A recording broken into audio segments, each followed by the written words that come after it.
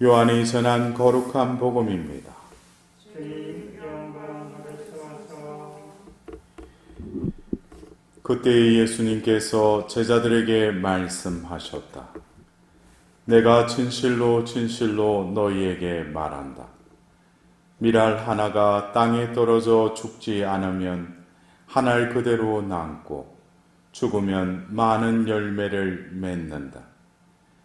자기 목숨을 사랑하는 사람은 목숨을 잃을 것이고 이 세상에서 자기 목숨을 미워하는 사람은 영원한 생명에 이르도록 목숨을 간직할 것이다.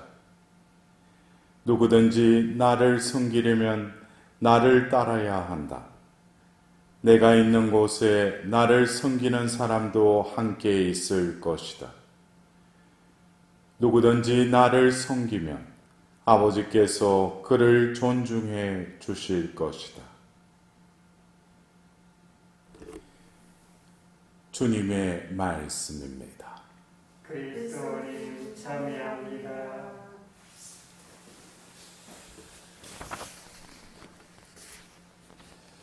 네, 오늘은 복자 윤지충 바오로와 124위의 동료 순교 복자들을 기념하고 또 우리는 이러한 신앙 선조를 두었음에 우리는 다시금 자긍심을 가져야 되지 않는가 싶습니다.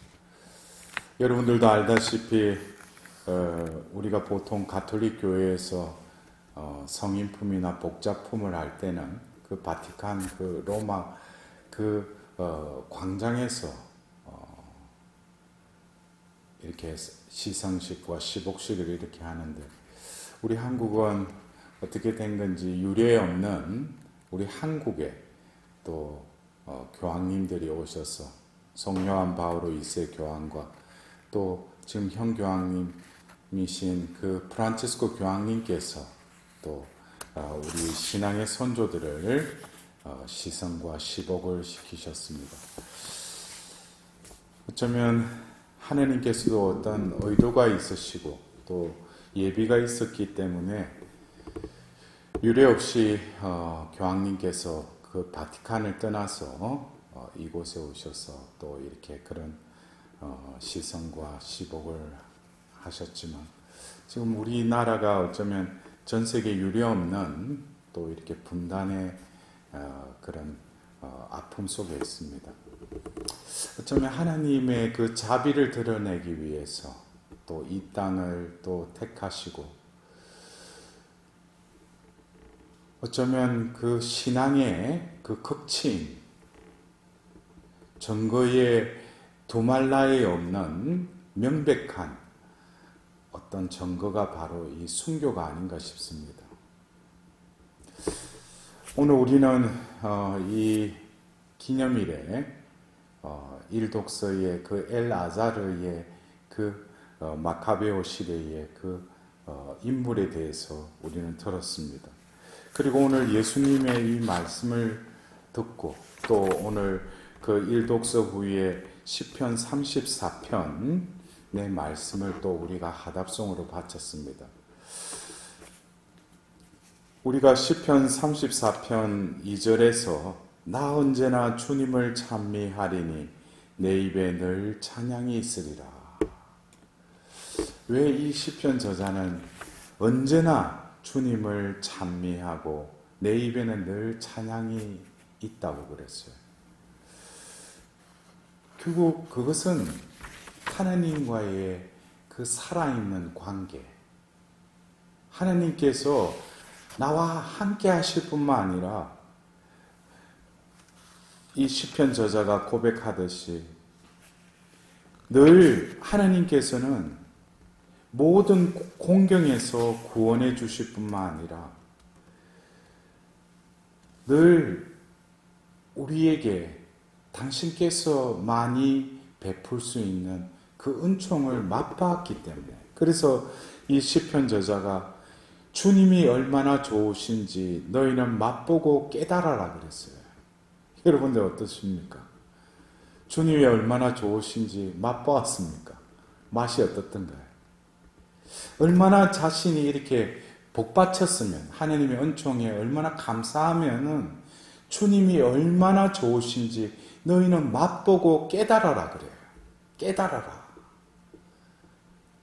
어쩌면 신앙은 깨달음이 아닌가 싶습니다. 오늘 일독스의 그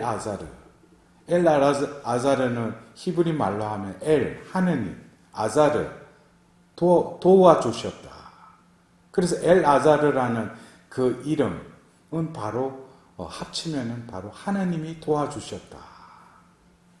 어쩌면 이 아자르가 오늘 우리가 들었던 그 내용에서도 알 수 있듯이 이미 아흔이 되었다고 그랬어요. 근데 그때 당시에 이제 마카베오 그 시대 때 이제 그 바벨론 또 어떤 그 여러 강대국의 이제 속국이 되어버린 그 상황 속에서 이방 신에 대한 그 예배를 하도록 강요를 당하는데, 여기 오늘 들은 바에 의하면은 법에 어긋나는 이교 제사와 책임자들이 전부터 아자르와 친분이 있었기 때문에 그를 따로 데리고 가 그가 먹어도 괜찮은 고기를 직접 준비하여 가지고 와서 임금의 명령대로 이교 제사 음식을 먹는 채 하라고 근거하였다. 먹으라고 하는 게 아니고 먹는 채만 하면은 뭐예요? 이미 친분이 있으니까 그 먹는 척만 하더라도 그는 어떻게 돼요? 살아나죠. 근데 아자르는 그것을 거부합니다. 그리고 죽음으로 나아가죠. 우리가 볼 때 이 아흔이라면은 요즘에도 한 아흔쯤 되면 장수한 거죠, 그죠? 네. 근데 오늘 이 아자르의 이 그 고백을 이렇게 들으면서 아자르는 그 말 그대로 이 시편 저자와 같이 하나님께서 나를 늘 도와주셨다라는 것에 대해서 배반하기 싫은 거예요. 그리고 자신의 어떤 그 신앙, 하나님에 대한 신앙은 어쩌면 눈가림식으로 이 한순간에 그냥 이렇게 넘어가서 자신이 수명을 연명하더라도 그것은 나에게 이 신앙을 지키는 것보다는 여하튼 상관이 없다는 것이죠. 그래서 이 아자르의 이 고백을 이렇게 바라보면서 우리가 그래요. 우리가 신앙인이라고 하면서 내가 신앙생활을 한다고 하면서 신앙을 가지고 있지 않는 이들과 뭐가 틀린가? 틀린 것이 그냥 성당 다니고 그냥 미사 참례하고 또 미사 중에 영성체 하는 것, 그리고 매일 어떤 기도하는 것, 그것이 신앙생활을 하지 않는 이들과의 어떤 구분되는 어떤 점인가? 그것은 어떤 외적인 형태라면은 우리들도 그리스도교 신앙을 가지게 되었다는 거예요. 이 신앙은 내가 가지고 싶어서 가질 수 있는 게 아니라 하나님께서 우리에게 거저 주셨다는 것이죠. 그렇다면은 이 신앙의 이 보따리, 이 선물의 그 내용물은 뭐겠습니까? 여러분들 신앙의 어떤 우리에게 신앙의 선물을 주셨는데 신앙의 선물의 어떤 그 보따리를 풀면 그 안에 뭐가 있겠어요? 우리가 왜 예수님을 주님으로 고백합니까? 우리의 구원자라고 왜 고백을 합니까? 우리를 구원하셨으니까. 그럼 우리를 구원했다면 결국 우리에게 주고자 하시는 게 무엇인가? 그것은 영원한 생명이라는 거예요. 신앙의 보따리를 열고 그 안에 담겨진 것은 바로 하나님께서 우리를 부르시고 이 지상에서의 삶을 끝내고 하나님께서 우리에게 주실 바로 그 보상, 그 상속, 그것은 바로 영원한 생명이라는 것이죠.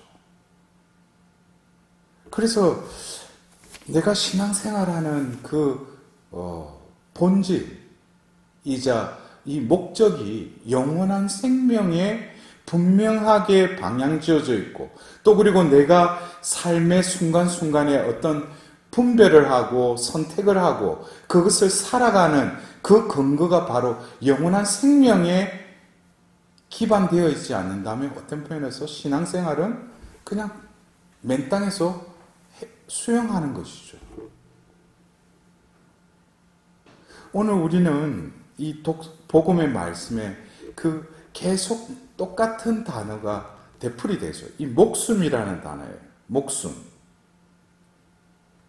자기 목숨을 사랑하는 사람은 목숨을 잃을 것이고, 이 세상에서 자기 목숨을 미워하는 사람은 영원한 생명에 이르도록 목숨을 간직할 것이다. 여기서 4번에 걸쳐서 목숨이라고 우리 한글로는 그냥 목숨으로 나오는데, 우리에게는 목숨이 있어요. 숨을 쉬고 있는 이 생명체인 이 목숨. 내가 태어나서 내 존재감을 느끼고 살아가면서 내 목숨을 부지하기 위해서 어떤 생존의 본능으로 나는 살려고 또 노력하고 있어요. 그러나 이 생존의 본능에 이끌리는 그 삶의 차원이 있다면, 우리가 신앙생활을 함으로써 똑같은 삶의 차원이지만은 또 다른 차원이 있다는 거예요. 그거는 영원한 삶의 차원이 또 있다는 것이죠. 그래서 여기서 이 목숨이라는 것을 그냥 우리가 볼 때는 그냥 똑같은 목숨일 것 같지만 안에 내용물을 보면은 다른 목숨을 말하고 있어요. 우리가 성경의 그 원어 히브리어로 구약이 쓰여졌다면 또 그 이후에 70인역 해서 또 히라버 그리스어로 이렇게 또 번역을 했는데, 거기에 보면 목숨이라는 것은 우리가 잘 아는 요즘 우리가 자주 뉴스나 어떤 매스컴에서 하는 바이오, 그래서 그리스어로 목숨 하면은 비오스라고 이렇게 우리는 표현하죠. 그러나 이 비오스, 이 생명, 목숨이라는 이것은 그리스어로 2가지 단어를 쓴다는 거예요. 첫 번째 단어는 사륵스라는 단어를 씁니다. 이 사륵스는 육적인 그 목숨. 그 다음에 또 다른 단어는 조에라는 또 단어를 씁니다. 이것도 역시 목숨이라는 그 의미를 담고 있지만, 이것은 뭡니까? 영원한 목숨, 영원한 생명을 표현할 때 조에라는 단어를 씁니다.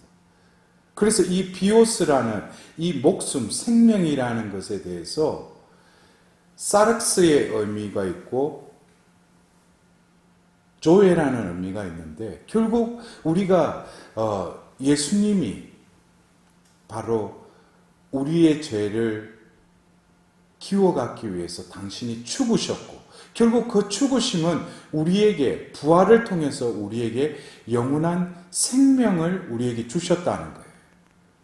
그래서 우리가 예수님을 우리 구세주라고 고백하는 것은 결국 우리는 당신의 그 파스쿠의 신비로 우리에게 주신 영원한 생명을 믿고, 결국 나는 이때까지 본능적인, 똑같이 신앙이 없을 때는 그냥 육적인 숨을 쉬고 있는 이 존재가 살아가기 위한 어떤 본능과 욕구에 의해서 삶을 살아왔다면은, 이제 예수님을 알고 그리스도교 신앙을 받아들임으로써 결국 나에게서는 이 목숨이 다가 아니라 이것을 뛰어넘는 또 다른 차원, 영원한 생명을 내가 믿는다는 거예요. 이것에 대한 분명한 이 질서가 잡히지 않으면 현세의 우리 신앙생활도 뭐겠어요? 무질서하게 되겠죠. 그러면은 이런 그 질서가 안 잡혀져 있기 때문에 기도의 내용을 보더라도 이 사람이 진정으로 그리스도인으로서의 그 분명한 질서가 잡혀 있다면은 먼저 우리가 추구해야 될 것은, 우선적인 것은 하나님 나라의 나라와 그 의로움을 먼저 구해야 되겠죠. 왜? 영원한 생명이 거기로부터 오니까. 그러나 내가 어쩌면 영원한 생명을, 영원한 삶을 믿나이다 입으로는 고백하면서 내 삶이 어떤 본능적인 차원, 신앙을 가지지 않은 다른 이들과 별반 없는 차원에서 내가 하나님을 믿는다, 예수님을 주님이라 고백한다, 성모님을 우리의 전구자로 공경한다. 이것이 무슨 의미가 있겠어요? 이것은 어떻게 보면 눈앞에 보이는 그 너머는 보지 못하는 아전인숙기게 자기만의 어떤 기복적인 신앙생활을 한다라고도 비유할 수 있을 겁니다. 결국 우리가 이 사륵서의 이 세상에 타락한 사륵서의 그 생명을 추구하는 이 세상 속에 우리가 살아가고 있지만 우리는 그 삶 속에서 또 다른 차원, 조의 영원한 생명을 우리는 추구하며 살아가려고 우리는 발부둥 쳐야 돼요. 이것은 끊임없는 오늘 일독서의 엘아자르가 그 눈앞에 잠깐 나는 하느님 믿는데 아유 그래 보면 앞에 가서 그냥 신용만 잠깐 하면은 내가 또 더 살다가 하나님 전하고 이렇게 살면 되는 거지. 그러나 엘아자르는 자신의 그 90평생을 그렇게 살아온 분이 아니라는 것을 우리는 오늘 그의 고백을 통해서 알 수 있어요. 어떻게 보면은 죽을 때에 우리를 구원하소서 평상시에 일상의 삶 속에서 자신이 신앙인으로서 신앙인답게 살았다면은 결국 죽을 때도 하나님은 그 삶에 대한 분명한 보상을 해 주실 거예요. 우리가 오늘 124위 이 복자들을 기리면서 어쩌면 짧은 그리스도교 역사 안에서 또 그리고 평신도로 중심으로 해서 생겨난 그 신앙의 밭 속에서 그들도 안 그렇습니까?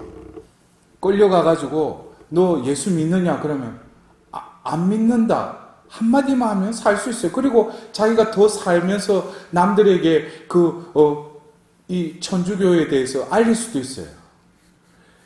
그냥 십자가나 성화해놓고 밟아라 그러면 잠깐 밟는 척 하면 자기 살 수가 있어요.